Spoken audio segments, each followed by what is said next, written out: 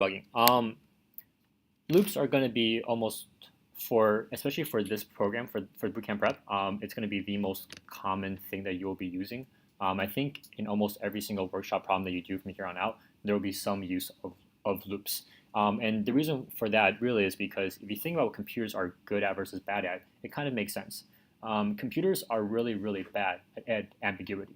In fact, computers cannot do ambiguity very well for the most part. Computers will never say, oh, geez, I don't know what this is. It could be A, it could be B. I'm just going to take my best guess and pick A, right? So computers are not good when things are vague or when things are ill-defined. And usually computers will actually try to, make assumptions about definitions, usually to the programmer's detriment if the programmer isn't careful enough about what his or her code is trying to do. On the other hand, what computers are really good at is doing something very precise, very defined, millions and millions and millions of times in really, really quick sequence. And that ability to do something very precise and very defined, over and over again in a very specific kind of fashion is what loops is. Even if you think about the word loop, right? It just means we're going through the same action or the same situation over and over again.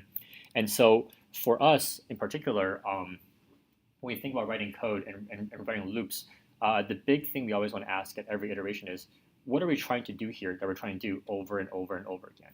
And if you can't answer that question, then you should probably take a step back before you write any more code, because if you don't know what you're doing, the worst thing is say, great, I don't know what I'm doing, now let's do it 40 times in a row, right? Okay, so the two types of loops we'll focus on in this class or for this lecture. We'll cover other kinds of loops in later sessions. But for today, we'll talk about while loops and for loops. We'll also touch a little bit on the break and continue keywords. And then we'll also do a little foray into the world of debugging. Debugging is more of like an FYI, like here are some helpful tools and tips. It's more of an art than a science, and as you program more and more, you'll figure out your own kind of methods for debugging. So this is this is the debugging section. It's by no means meant to be a comprehensive overview of debugging. It just means here are some common tools that could probably help you out in the first few weeks while you're programming. Okay, so loops. We'll start with the while loop. So while loop, hopefully everyone has at least seen before. When we think about a while loop, there's three main parts. There's the while keyword, there's a conditional expression, and then there's a code block. In most text editors, if you type in the word while, it will either turn like red or blue or some other color that's different than the rest of your text. And the reason for that is because while is known as a reserved keyword in JavaScript, which means the language itself says while means something very, very specific. So that means you can't have a variable called while. You can't basically override while with anything else. While comes built in with the language. And so that's what we start off our loop with, and we have this while keyword. Following that, we have what we call a conditional expression in parentheses.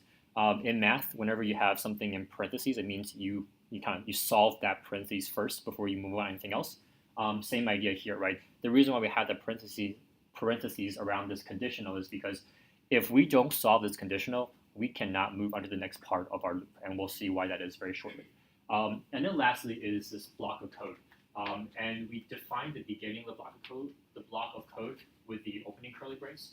If you paid attention yesterday, you'll know that within this block of code, we always indent everything by at least one unit. I say unit because I don't care if you use 4 spaces or a tab or something else really that suits your fancy. But just make sure that when you're indent your code, you're consistent, because when other folks look at your code, they're going to assume that everything that's indented is part of your code block. And the indentation basically serves as a visual delimiter of where your code block starts and ends for the most part. To a computer, however, the end of your code block really ends with the closing curly brace, right? So once again, for a while loop, we have 3 parts. We have our while keyword, right? That's set in stone. We can't change that ever. We have our conditional, which is going to be something, usually an equation or some bit of code that we solve or we're comparing against. And then lastly, we have our code block, which is nestled in between this opening curly brace and this closing curly brace. And what the while loop basically does is that conditional that we're solving for, the conditional is going to give us basically, when we solve the conditional, we're going to get back one of 2 possible answers. And it's either going to be true or false. In JavaScript, you might have learned about booleans already, but boolean, like what we refer to as basically the conditional is going to evaluate to a boolean. What that basically means in layman's terms is that conditional, once you solve it, it's either going to give us one of two possible values. It's either going to be true or it's going to be false. And the nature of the while loop basically states, while the conditional evaluates to true, we're going to keep doing the code block, right? So what the sequence is going to look like is it's going to be it's going to be like a 1-2 repetition, right? The first step is we look at the conditional, we solve it. Is it true or false? If it's true, we do the code block. After we do the code block, we go back to our conditional, we do it again, conditional, true or false. It's true, we do the code block. If it's true, we do the code block. And we'll do that over and over and over again, infinite times, until at some point we assume that our conditional is going to evaluate to false. And once it does, that's when we stop.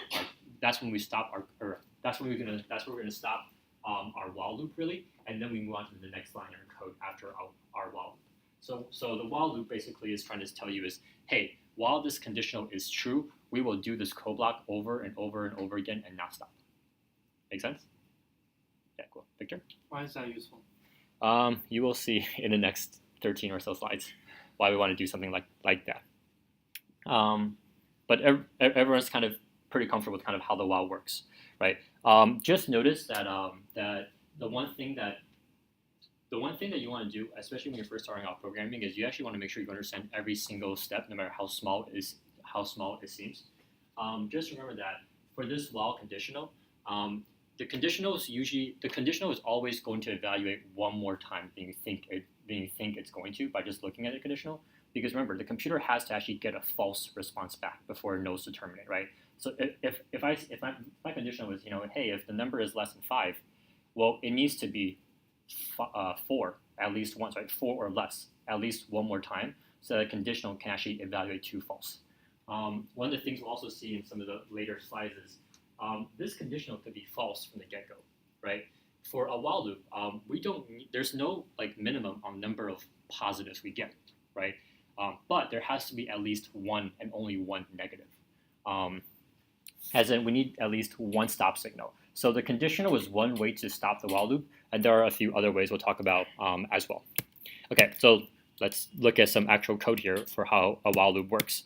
In this case, on line 1, we instantiate this variable called count. We set it equal to 3, and we say while count is greater than or equal to 1, we console log out the count number, and then on line 5, this minus syntax is basically shorthand for decrementing, or we subtract 1 from the count variable. Okay, so if I was to kind of run through this code, nauseatingly, kind of step by step, in the first step of this while loop, I go in here, I basically do my conditional for the first time, right? At this point, my count variable is what? 3. Not a trick question. Count is 3. Is 3 greater than or equal to 1? Yes. Great. Now we're getting it. Console log count is 3, and then we decrement count by 1, right? So now I finished. So this was true. I did my code block, and what's my next step now? Again. My next step is I go back to the conditional again, right? And I check, is count greater than or equal to 1 again? In this case, count is equal to 2, and 2 is greater than or equal to 1. So then I do my code block again, and I print out count is 2. And then I decrement 1 more from count, so now my count's at 1, and I go back to my conditional. I say, is 1 greater than or equal to 1? And the answer is yes, it's equal to 1. So therefore, this is still going to give me back true. So I'm going to do my code block one more time. I'll console log out count is 1. I'll decrement 1 from count again, and now count is 0, right? At this point, the computer doesn't stop, right? Because the computer says, my next logical step is I need to check the conditional again. So far, I've gotten no stop signal yet. And so go back to the conditional one more time. Count will be 0 now, and we'll say, is 0 greater than or equal to 1? The answer is no, it's not. It's a false. And so at that point, the while loop will stop. Once the while loop stops, the computer will say, let's pick up where our while loop finished, which is line 6. So it'll go to line 7, line 8, whatever. It'll keep going. In this case, there's no more code on the page, so it thinks it's done. But if there were other code on the page, it would then move on to the 2 subsequent lines of code after the while loop. Similarly, something like this is also totally valid, right? Here, there's not really much for us to evaluate. We're just kind of brute force shoving a false value in there. And so when this while loop runs, the first time it will run is it will always start by checking conditional. It'll say, is my conditional true or false? And it'll say my conditional is false. Great, I'm done, right? Nothing inside this code block ever runs. And this point is to show you that this line of code is never going to run because we do our conditional first. If the conditional is false, we stop. there's no minimum number of iterations that while loop requires. And in fact, if it's false, then we stop from the very beginning and we move on to the next block of code. So this is totally valid. On the other hand, we can also do something like this, which is while true. We'll log this out, and if you run this, one of the few things will happen. None of it's good. Either your computer's going to run out of memory, or the app you're running will kind of shut you down after a while. It'll say, hey, this looks like an overflow, or we call it an infinite loop. And the reason why this happens is because if we go back once again to trying to figure out how this runs step by step, is the conditional true? Yep, let's log it. Great. Next iteration is conditional true. Yep, log it. And in fact, the conditional is never going to change. So we're just going to run this code block over and over and over again until eventually you use up all of your computer's memory or resources, or someone stops you. So this is also possible, but obviously very, very bad. Yeah. Okay. So this brings up to like the next kind of big idea here, and this is very similar to the extension of the previous slide, right? Which was while true, like same thing here. Even though count is equal to 3, and we're checking if count is greater than or equal to 1, we never change count, right? So if we never change count, 3 is always going to be bigger than 1, and so that's also going to run infinite times. And so this brings up to kind of the next key tenet of a while loop, which is that every time the while loop runs, you should be getting closer and closer and closer to your conditional being false. That could take shape in our earlier slide, where every time we were going through this loop, we were decreasing count by 1. That's possible. But the power of a while loop is also that, even if we don't, or rather, the power of a while loop is that we could also run this. We might not know how many times we exactly have to run it, but it will keep going. But we just need to make sure that eventually, at some point, it will reach an endpoint, right? So the example I always give here is, I could have a while loop roll a die until it gets to 6. I can't tell you beforehand how many rolls that will take, but I also need to be kind of fairly certain that at some point I will, hit a 6. In that case, it might also even be good behavior for me to even set a safeguard, right? Like, hey, if after 1 million rolls we don't get a 6, we'll stop, or something like that. But yeah, we just want to make sure that every time our while loop runs, we are getting closer and closer to a scenario in which this conditional becomes false. Otherwise, that happens. Everyone good so far? So, yeah, you.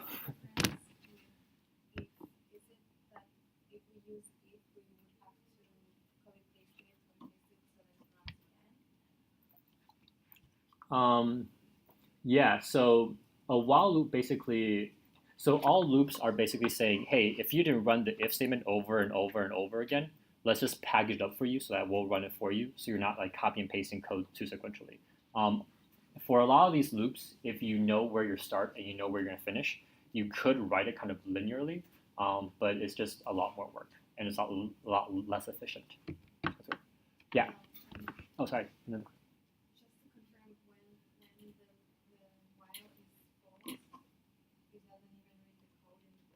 Yep. It will. Yep. So if this becomes false, it just skips to. It basically says this line of code is over now. I will move on past my while loop. So if this is false, it will move on to line 7. You can think of it that way. And by the way, everyone knows that these slides are also on your Learn platform, right? They're kind of hidden away. You got to click the logo in the platform to see it. If you click on the logo on the left top corner of your page, it'll take you to a page, a tab called Materials, and the PDFs of all the slides are in there. The PDFs may not line up exactly slide for slide with what you see up here, because we are constantly iterating over these, but they should line up more or less to what you should be to what you're seeing. Yeah. Sorry. Yeah. Sorry.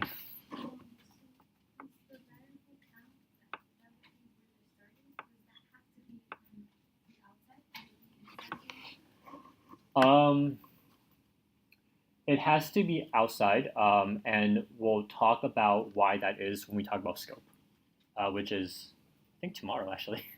So, yeah, but for now, assume that it has to be outside. Yeah. So one more, yeah. In terms of scope, will while loop prevent any other functions from firing? Yeah, so we'll talk about that when we talk about recursion, but JavaScript is a synchronous language, which basically means it can only handle one thing at a time. So what that also means is, if you think about kind of how JavaScript runs, we take it for granted that line 1 is going to finish before we start line 2. Line 2 is going to finish before we start line 3. What we're seeing here is that nothing else can run while this while loop is happening. So if this while loop never finishes, nothing else after is ever going to get a chance to run. So that's why this is also very dangerous. So yeah, everything in JavaScript happens very sequentially, very linearly, and they all wait for the previous thing to finish before it moves on. Great questions. Anyone else? Yes. No, okay. Do you want to click into the? I can kind of see your screen from here, actually. Yeah, just click it. Click on the logo in the top left-hand corner of the page, the boot, the picture of the boot. Yep. Do you see the materials tab right there? Yeah. Is that a question? Here, Mitch. Anything else, or anyone else? Cool. All right. Well, that was it for while loops too. So we'll come back to while loops on the last slide for one more recap, or actually one more concept. But now we're going to move on to something that, quite honestly, you're going to see probably a lot more of just on a day-to-day programming than while loops. More often than not, while loops are seen as potentially dangerous because you do have this possibility where it never finishes, right? If you write a while loop poorly, it could never finish, which could be dangerous for a variety of ways. The example I always gave, kind of related to my last job, was in my last job, one of the things we did was we sent customers marketing materials, right? Well, if you write a while loop that never finishes, you could just literally be sending infinite emails or marketing or spamming someone, right? So there's a very real consequence to that. With the for loop, it still adheres to the earlier concept of loops, whereas we're doing something relatively simple and well-defined and straightforward over and over and over again, except for a for loop, usually you kind of preset the start and the stop, right? So you're saying, I want to run this X number of times, and you more or less have a good sense of what X is beforehand, although not always necessarily. It's just kind of the common convention. Okay, so a for loop also has three parts. The first part is the same as the while, except rather than using the while word, we now have the for keyword. It is also a reserved word, which means you cannot use the word for for anything else except the for loop in JavaScript. Skipping past number 2 really quickly, step 3, literally same thing as the while loop. We have a block of code. We start with the opening curly brace. We end with the closing curly brace. So 1 and 3 are more or less identical to the while loop. The only thing that's different now is our middle part. And we call it one thing, but it's actually 3 things. There's 3 steps here. There's initialization, condition, and final expression. One thing to note, these 3 are all separated by semicolons. I can't tell you how many people I've seen put commas in there, and the resulting error is actually kind of hard to decipher in JavaScript in most editors. So just kind of if your for loop isn't running correctly, just make sure that you have semicolons there instead of colons or commas or anything else. It has to be a semicolon. Nothing else is going to work. Okay, so the for loop is also built to run something over and over and over again. Except whereas the while loop just kind of checks something and then says green light, red light, should I go or should I not go?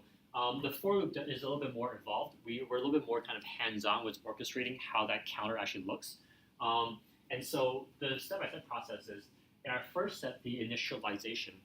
In the while loop, it would be us kind of defining what the count variable was. We say let count equals 3. Here in the initialization, we're literally writing the same thing. We're saying let a variable name, whatever you want to call it. Usually people use I, but it could be anything you want. Let I equal, and you start with whatever you want. It could be a number, it could be a string, it could be anything really, right? But you say let I equal where you want to start off at. And you only run that once, right? Think about it, if you're starting a counter, if you start a counter every single time you run a loop, it kind of defeats the purpose of having a counter, right? Like a counter should be consistent, right? So as you run through this code, the initialization is only going to run once in the very, very first iteration. The next thing it's going to do is, we call it condition. It's literally identical to what we talked about earlier, as what we call the conditional, right? It's a piece of expression, it's a piece of math, or whatever you want to call it, that once we solve out for it, it's going to give us one of 2 possible answers, true or false. And just like the previous example, true means go, red means, or false means red lights don't go, right? So when the for loop runs, the first thing we'll do is we'll define a counter as an initialization. The next thing we'll do is we'll check the condition, say, hey, that thing that we just created, is it going to give us true or false? Should we go or not go? If we decide to go, we then go into our block of code, and we actually run our block of code. So we run whatever was in here before, And then once our block of code finishes running, we then do something called final expression. And usually, what this final expression does is it's something that tends to modify the counter that we created in the initialization, and then we compare it in the conditional. So let's take a look at how this code looks in real life. This is okay. Cool. So in this case, on line 9, we have our for loop here. Our initialization is this expression let I equals 1.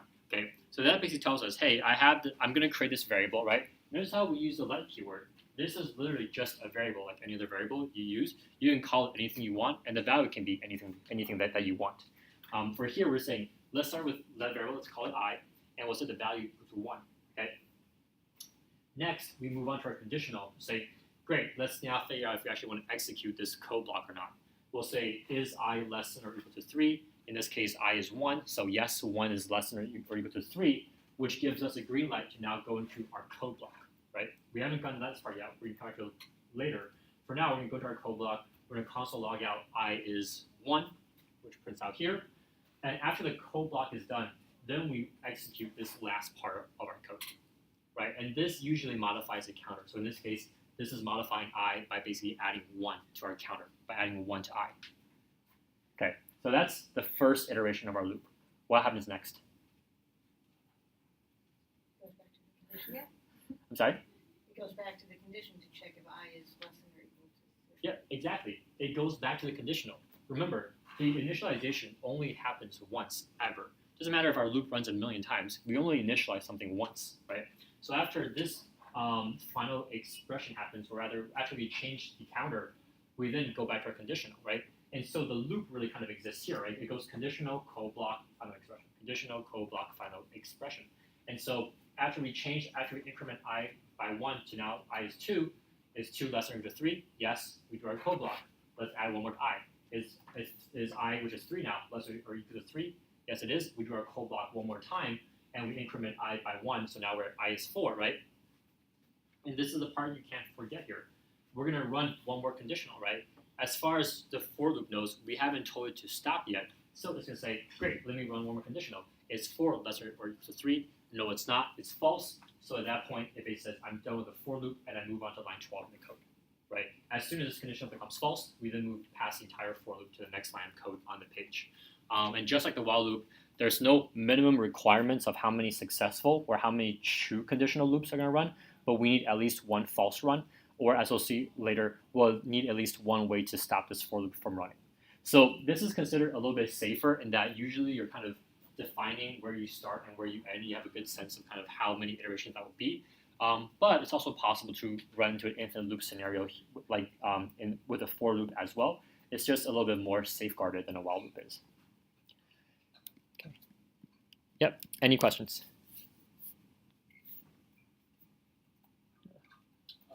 You said that the variable I, we can use whatever we want. Yeah. I think I've seen that more than anything else. Are there other popular variables that people use for defining? Pick a letter of your choice. Any letter you want. Any variable. It's just a variable. You could name it a word. Sorry, what's your name? Dennis. Then you call it like Dennis's crazy new variable. Dennis's personal index. Whatever you want. It's literally just a variable name.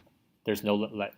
People usually use I because it's I stands for index. So usually it's an index, and also because it's used only within the for loop. So it's like if you're creating a variable that won't be used anywhere else except in this very contained block of code, usually you can tend to be a little bit more liberal with how you name it. Whereas if you're going to name a variable that's going to be used all over the page, you want to be a lot clearer, because you might see it in different contexts. In this case, you're only going to see it in one place, so people tend to be a little bit looser with it. In the back.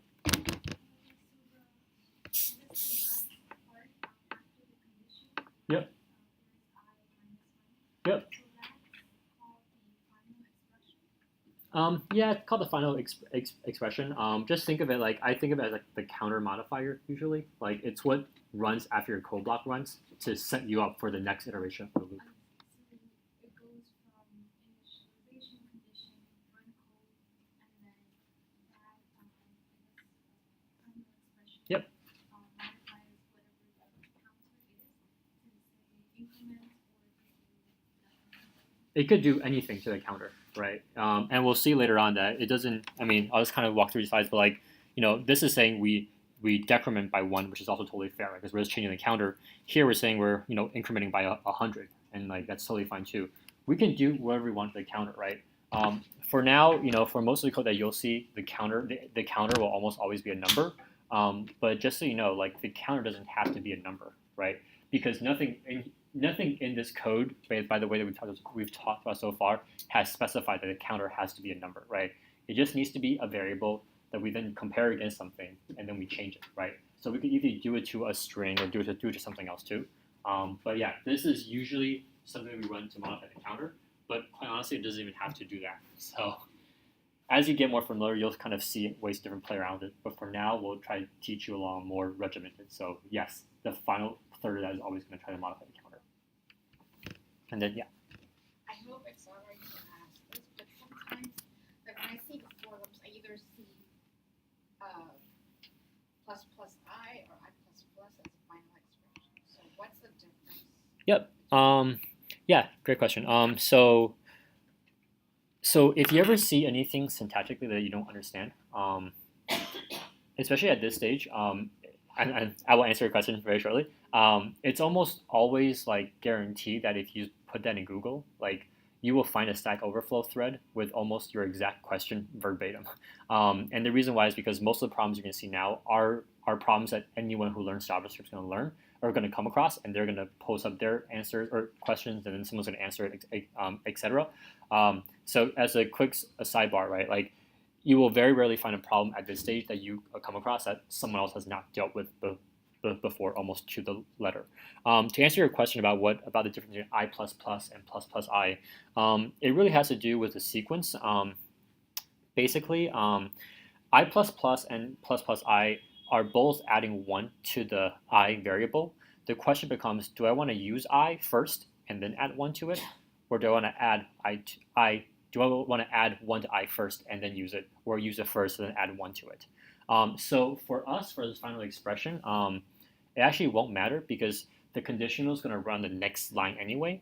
But there are like a few smaller edge cases where you're trying to, like run a lot of code on the same line. It does have some impact on it. For now, I will say that just to be safe, I++ is kind of, a very universally or more safe way to do it because you're basically having the value of I as is, and then you add to it. But plus I basically means I want to add 1 to I first, use it, and then move on to the next line of code. So it's just like a slight order difference, but I++ is probably safer for now. But yeah, like I said, all these rules go out the window once you become more comfortable with what you're doing. Yes? Can you use like logical operators like and or within the conditional? Yep, you can use anything you want, as long as that thing evaluates to some. Actually, you can do anything you want inside the conditional. When we talk about coercion and truthiness, that's tomorrow. Sorry, scope is Thursday. When we talk about coercion and truthiness, you actually realize that this is going to be converted to a Boolean no matter what you do. So you can put any code you want in there, it will run. We'll take the results and we'll say, is this true or is this false? And we'll have a certain way of kind of forcing it into one of those two buckets. Yeah. Any other questions?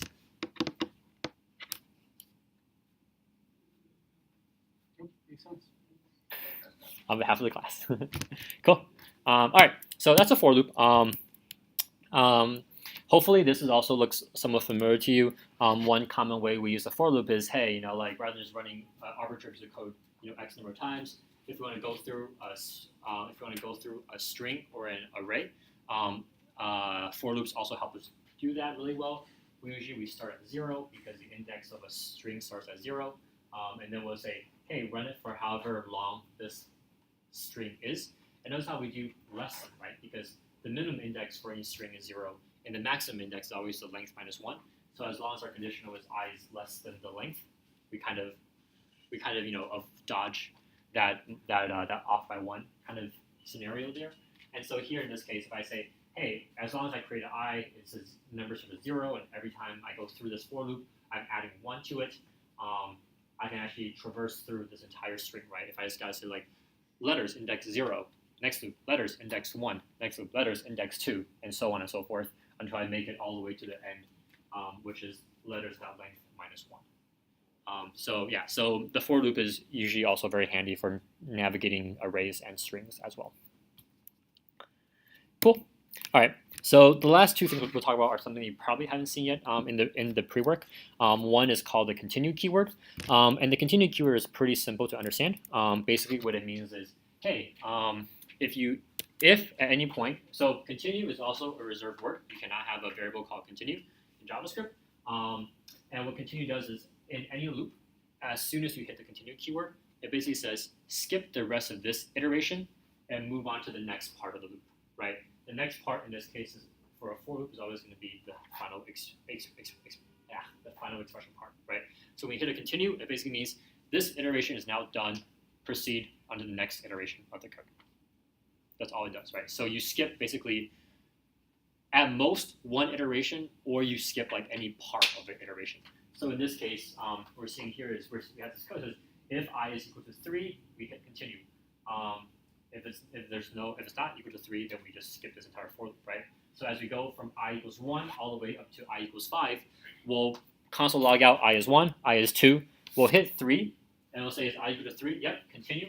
Great. That means skip the rest of this iteration where I is equal to 3, and we move on to I equals 4 and I equals 5.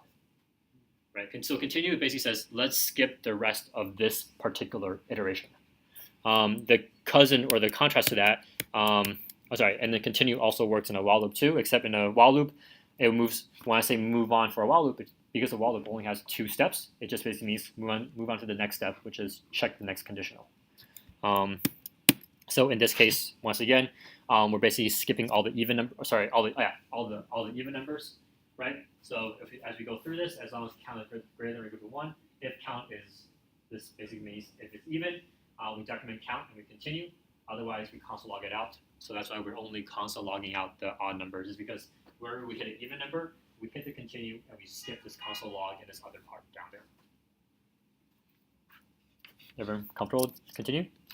Right? So we just skip part of an iteration, and that's to contrast with a break keyword, which basically means, hey, your entire loop is done. We're going to skip the rest of this iteration and also all future iterations. So break is kind of the other way for us to exit a loop. So if you notice this while loop here, right? While true. Well, this is our kind of worst case scenario, right? We're basically creating an infinite while loop here, and but luckily enough, we do have a break keyword in here, which basically means I'm gonna keep adding pluses to my string until I get a plus plus. At that point, I'm gonna hit break, and then break ignores everything else. Says, okay, your loop's done now. Like no more questions. We're done with this iteration, all future iterations. And in fact, break is the other way for us to kind of really exit this while loop. There's probably one other way to do it, but for now, just know that break is continue, but it also kills all future iterations of the loop as well. And obviously, break works for both while and also for loops too. So for, yeah, same idea. We kill the rest of this iteration and we kill all future iterations as well. Okay, that's it for loops. Any questions? Yes.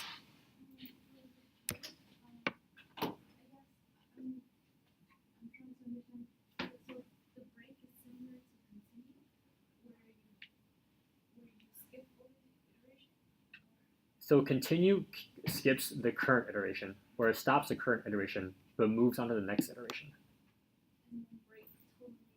Break stops this iteration, and also stops all future iterations. Yep.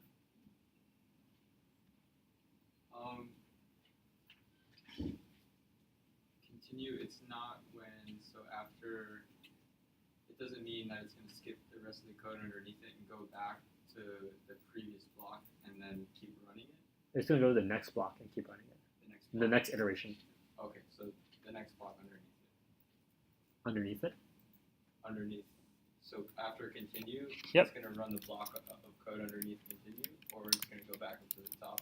I'm not sure what we mean by underneath, but I guess like it's going to hit I equals 3. It will hit continue. It will not run lines 5, 6, and 7.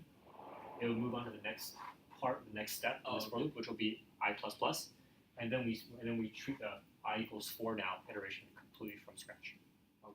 right? So continue only impacts that iteration. It has no bearing on the next iteration except it kicks it off and says, go ahead, you're good to go still. Yeah. Yes?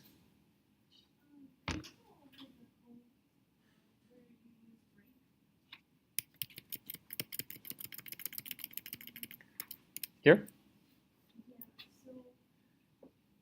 so it breaks when the length of the string is equal to 3. To 3, yep. Yeah, so then wouldn't it be similar to just having like a, so it just breaks and doesn't console log on, doesn't do anything?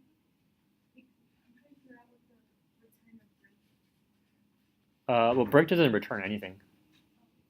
It It kills a loop in the moment. It doesn't exit the function. just exits the loop. Yes. Oh, so in this case, while like true, it's going to keep increasing. I guess I'm not sure how that code is running. Sure. Yeah. So realize that what all this code is doing is that it's modifying this migrate variable, right? When we first start, the first iteration is going to show true or false. It's going to be true. So then we say migrate. Let's add a plus sign to the end of migrate, right? So after this, and then we're going to say how long is migrate? Well, migrate is now 8 plus, right? So it has 2 characters, so the length is 2. We'll say, is this equal to 3? No, it's not. Great. So we'll skip this if statement from line 7 to 9, and we'll move on to the next iteration of our conditional, right? Is this true? Yeah, this is always going to be true. So then we say, great, let's add another plus sign to my migrate variable. And it's now a plus plus. And we'll say, is a plus plus equal to the length of that equal to 3? It is. So we hit break, which means we kill this entire form. We're now done with this entire form. Yep. There's a question over here. Yeah. So if it kills it, does the value stay as a plus plus? Yeah. Yeah. I mean, migrate is something that's we're changing, so there's nothing to undo it, right? Like once we change a variable, unless you explicitly undo it, it won't undo itself. Okay, got it. Right? So every time we do this, we're permanently, so to speak, changing the migrate variable. Okay. Any other questions?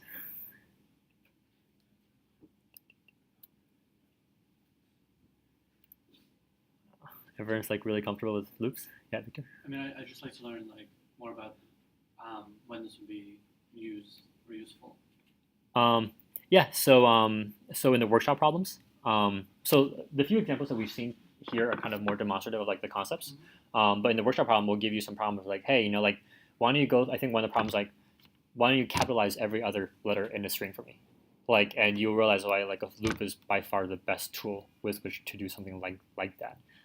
That might also seem not real world but to give a real world example, anything where you want to go through a list is built for a loop.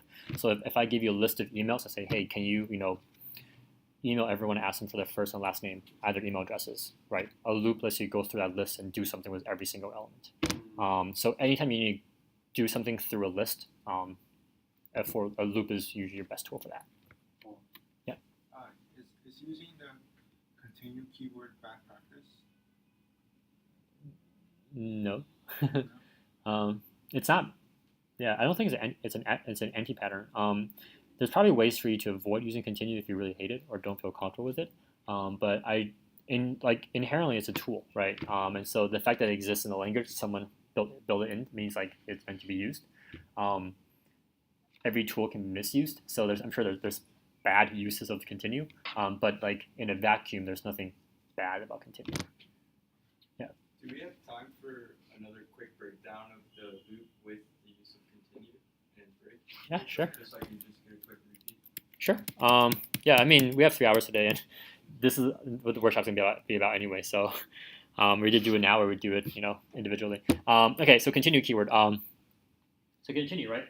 Remember, once again, all continue does is as soon as we hit continue, we basically don't look at the rest of our code block for that iteration. We're saying this iteration of the code block is finished, and we just go straight. We make a beeline towards the next iteration of the code block. So in this case, if I equals 1, we skip this if statement, so we never hit the continue, right? So we do our console log I is 1, console log out I is 2. When we get to 3, if I is equal to 3, yes it is. So this is our first time hitting continue, and all this says is hey, don't run anything else in this iteration for I equals 3. Let's jump straight to the next iteration. And to get to the next iteration, we increment I by 1. So now I is 4. We say it's 4 less than 5. Yes, it is. Is 4 equal to 3? No, it's not. So we skip this if statement again, and we go to console log out I is 4 and I is 5. And then we'll do I becomes 6. Is 6 less than or equal to 5? No, it's not. So then our for loop ends. Right? So continue basically says, don't run anymore the rest of this iteration, but please, by all means, go run the next iteration like you normally would. And break does that same exact thing, except it says, hey, I'm not going to run the next iteration or any future iterations after that. I'm killing this whole loop as of right now. Thank you. Yep.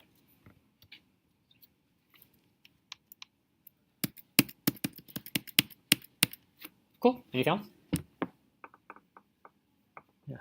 Loops, you'll learn to hate loops. They're going to be part of every problem that you do, quite honestly. Yeah. So, okay, cool.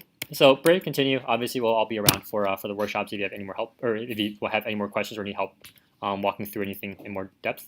Okay, so like I said, we'll do a quick primer on debugging. Debugging is a very kind of not personal thing, but it is something that you'll pick up your own personal style for how you debug your code.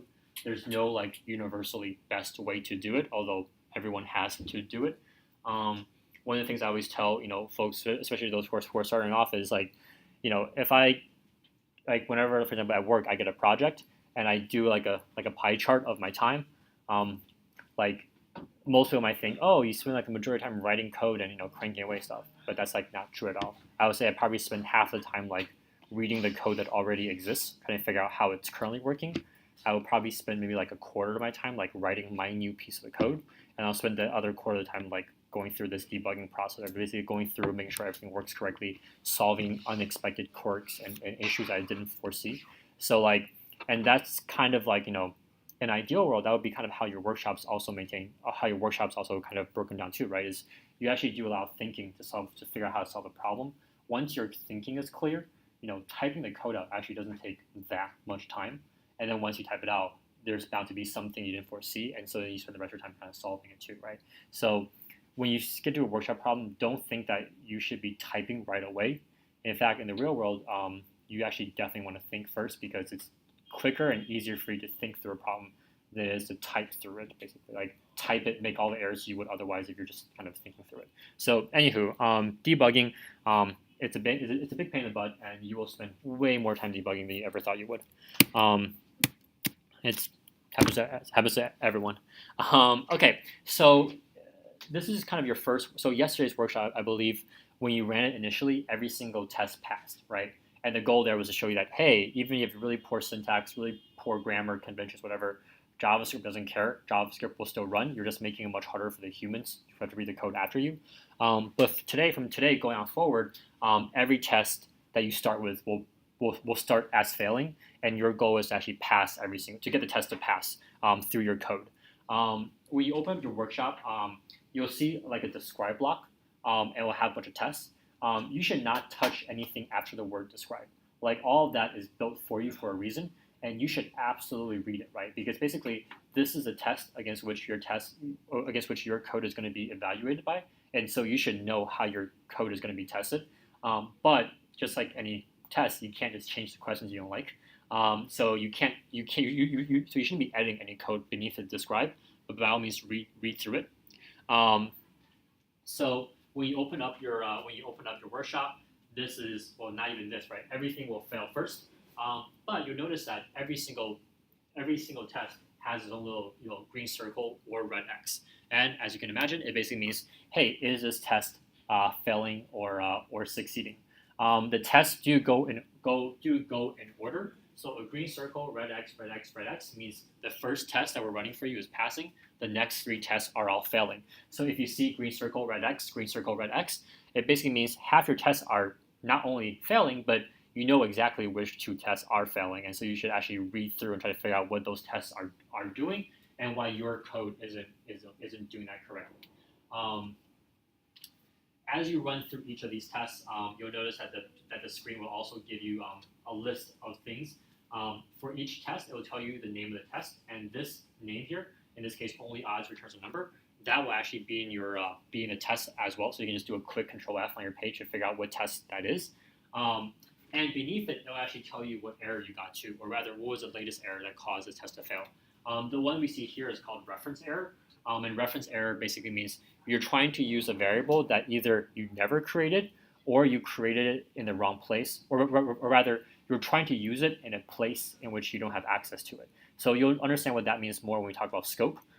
For today, at least, that shouldn't be a big issue.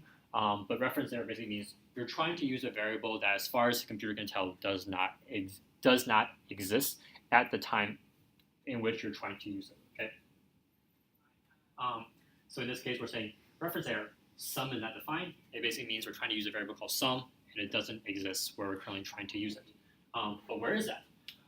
Well, if you look down beneath the error, you actually see a list of lines. And as you read more of it, you get more and more comfortable. But basically, that also, what those lines are is those actually take you step by step through how the computer ran your code up until the point to which the code failed, right? So the line right beneath it is kind of where the failure is, and the line beneath that is what ran right before to get to this failure point, and then the line beneath that is what ran to get to that point, right? So you kind of have what we call a stack trace or a breadcrumb trail that takes you from the earliest stage all the way to the latest stage, which is where your code actually failed. When you look at it, you'll notice it ends with two numbers after colons. So you'll see the name of your file, you'll see a colon, you'll see a number.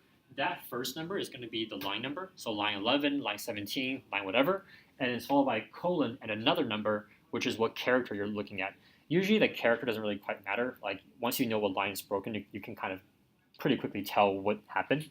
But yeah, so we not only tell you, or rather the console not only tells you whether or not something failed, but will tell you why it failed and how we got to that failure point. And so learning how to read through that is actually very critical. You have no idea how many times I see people do a workshop and they see a test fail and they start looking at the code and trying to like break it apart or redo it. And I ask them, oh great, why did your test fail? They're like, I don't know, I didn't check, I just know it failed, right?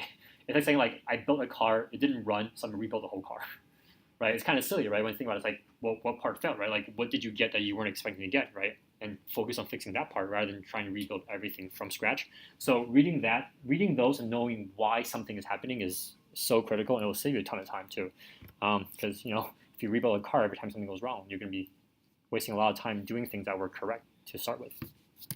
Okay, so this is talking about the stack trace. One thing to note is that this is a nice tool to let you know at which line the code failed, but it might not be where the error is, right? And so if you go back to like building a car analogy, right? Like if your car won't start, you might be like, oh, like it must be the engine's fault, right? But it could be something else somewhere else that caused the engine to not start. And so the actual problem is not with the engine. It just says the engine won't start is like the first time we saw the symptom of that, right? So even though this is going to give you a good place to start, don't just kind of tunnel vision there and not think about how we got there or if that failure makes sense in context of all the other code that you've seen or written. Yeah. And then Google unfamiliar errors, because Google is your best friend. It's not really a joke. Like there's really not going to be a scenario nowadays in which you're going to be coding without the internet. So one of the things I always say is like, engineering at a certain point isn't a game of memorization. You're not memorizing all the like weird edge cases and syntaxes, right? Like that's what the internet's for. That's what the resources are there for. Really, your job is to kind of know enough to be able to think through problems, very creative, and that's kind of where you add the most value. Yeah. And so in situations like this, if we're Googling unfamiliar errors and we just copy paste which errors we're seeing and then make our way over to Stack Overflow, but then we kind of see a few lines of code that are similar there, are you encouraging us to just kind of copy what we see as the code in Stack Overflow, put it into our code, change it a little bit, and see if it passes the test and just kind of like hack our way through it? Is that what you're like encouraging for the workshop portion? What do you think my answer is going to be? I don't know. That's what I'm asking. Yeah. So you should never ever copy anything you don't know how it works like in great detail, and that extends not just to like engineering stuff, but really like all stuff. But especially with engineering, like the goal here. So I'm sure yesterday Sarah told you about like the workshops are designed not to be finished, right? They'll take a very long time. The goal here is not for you to like pass the workshop problems, right? The goal for you here is to learn the concepts. Like whether or not you pass the problems are like secondary. So if you're saying I can copy some code, I'm not quite comfortable with how it works, but at least it gets me past the test. It's like, so what? Like who cares, right? Like there's no grade in this class. There's no pass fail, right? The goal is for you to learn these concepts. So if you don't understand the concept, like, and you think that well, passing the workshop could prove that I know the concept, but if you're doing that, it means you don't, right? And so you're going to see the same issue again in a later problem. And you might not find code you can copy and paste. And even when you do interviews, like usually we have a pair programming exercise, which basically means you start from scratch. You're writing a solution, and someone's kind of working with you, talking with you as you do it. And so like you need to be able to explain your thought process every time, and we want to see how well you actually understand the code. So never copy code you don't understand, if not just only for the reason that you're kind of depriving yourself of a chance to actually learn something. Yep. Cool. Anything else? Cool. All right, so failing tests, yeah. So every failure we've talked about so far has been like like your code won't run because you have some kind of deep fundamental error, right? The other reason why your tests fail is literally because your logic is wrong, right? So in this case, if you want to do a problem that adds up all the odd numbers, your code could run perfectly fine. It could give me back an answer, but it's just the wrong answer, right? Like I expected, in this case, we say, expected your answer to equal this answer, right? So the second answer is going to be kind of what we think the correct answer is going to be. And in this case, the correct answer should be 25. You gave us 55. Your code ran perfectly fine. There's no syntax errors here. You're just mathematically doing something incorrect. And so when you see this, it's kind of affirming that you have no syntax errors, but it also makes, basically the way to solve this is just to step through your code line by line, try to figure out, okay, like, how did I get to this number, and why is the actual quote unquote correct answer different than mine? So this is completely human generated error at this point. Okay, cool. And then lastly, if your test is failing with undefined outputs, it basically means you're not returning anything. And so in JavaScript, all functions return something. If you don't put a return statement in there, it will by default return undefined. And so a lot of times when you get a test and you say, hey, it says expect undefined to equal something, it basically means we were expecting your function to return something. You didn't put a return statement in there, so instead it returned undefined, and that's what we're using to compare, and it's incorrect. So when you see an undefined errors, it usually means you're not doing something correct with your return statement. Okay. Yeah, so this basically just says read the test to make sure how your test is actually being run and how it's actually being evaluated. For no workshop in this curriculum will we ever ask you to write your own fake data. As in, like, if we say like hey, pretend like you write a function that takes in like a number and then converts it to a string, we will always give you that number, right? We would never ask you to make up your own fake number. And in fact, if you read the test, you'll see where we put in like the fake numbers that we were running your test with.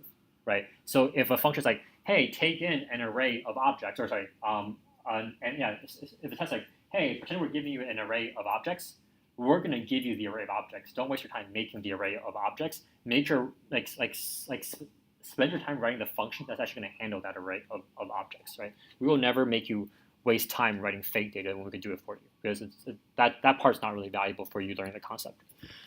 So the short of this is just always read the test to make sure to know that how your code is being evaluated. The last part is a little bit, so there's two parts, right? One is console logs are going to be your best friend. Drop console logs everywhere. Console logs just kind of prints out whatever something is at that moment. Also, just keep in mind, console logs are not substitutes for return statements, right? Console logs are basically just you like looking at a code at a point in time. It doesn't return anything. It has no bearing on the actual functionality of the code itself, right? So it's like you taking a peek in, but it does nothing for the code to actually run. So when you use console logs, just know that that's only for your own benefit. You could also use something called a debugger. Debugger is also, I guess it's a reserved word, in that you can just write it. It comes built in. In most places where you have a debugger, it will actually, what it'll do is it'll actually pause the code at that point in time and actually let you then and let you then go through it and run it line by line. It's a little bit more involved. The directions are here. I won't spend too much time doing it because I've also seen a lot of groups kind of like spend an hour on this part and not get to the code writing itself. This is a nice, nifty debugging tool. If you want to learn more about it, I would say in a couple, maybe in like a week or so, kind of ask Sarah about it and have her walk you through it more once you're more comfortable with like the basics, the foundational pieces. But for now, know that it exists, but it's not something that you should be spending way too much time on at this moment. But yeah, so there are tools that exist to help you start your code and then run through line by line. So at every single line, you kind of see what values your variables are and if anything's not doing what you expect it to do.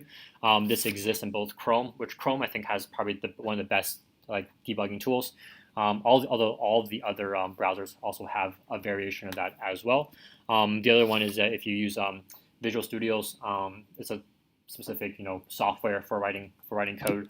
Almost all like code writing software also has their variation of a debugger or some kind of tool to help you navigate through your code. But like I said, these are more app specific, and they're also something that they'll become a lot more valuable to you as your code gets more and more advanced and you can't follow through. But for now, especially at this juncture, I think you just sitting down and doing some clarity of thinking is going to take you much further than you spending half an hour looking through running through a lot of these somewhat onerous kind of third-party tools. Okay, any questions? Yeah. You'll spend a lot of time debugging code, I guarantee it. Like you'll figure out like what your best tactics are. Cool. Awesome. Okay, so this is it. Once again, if you want to use the debugger, the slides are there, so feel free to follow along those instructions. But really, like we're not gonna. I mean, debugging is something you'll do for every workshop. Today, the focus is more on the loop part of it.